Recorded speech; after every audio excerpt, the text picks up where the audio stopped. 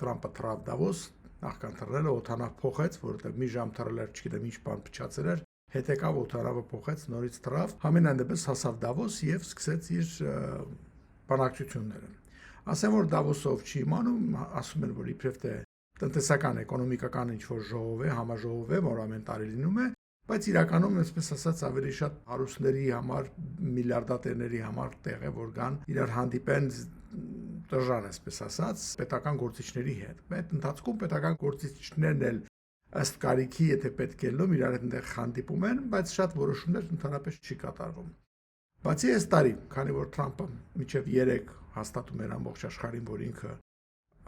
լավով կամ վատով վերցնելու է Գրիլանդիան, որտեղ դա պետք է Միացյալ Նահանգների ապահովության համար, եւ նախքան Թրամփի հասնելը ճառեր եղան, որը համարյա բոլորը քննադատեցին իր պլանները կամ իր հաստատումները, իսկ ամենալավը այդ հարցում իհարկե ամենաստրատեգիական պլանավորված խոսացողը դա Կանադայի ուրեմն վարչապետն էր, որը ուղղակի սպանեց ամբողջ Թրամփյան փիլիսոփայությունը, ասելով, որ դա բուլիների բան է, պետք չի դրան տրվել, եւ երբ որ մեծ երկրները սկսում են այսպես իրենց պահել, միջակ պետությունները ինչպես պետք է իրար հետ համագործակցեն եւ պայքարեն այդպիսի գերպետությունների հետ։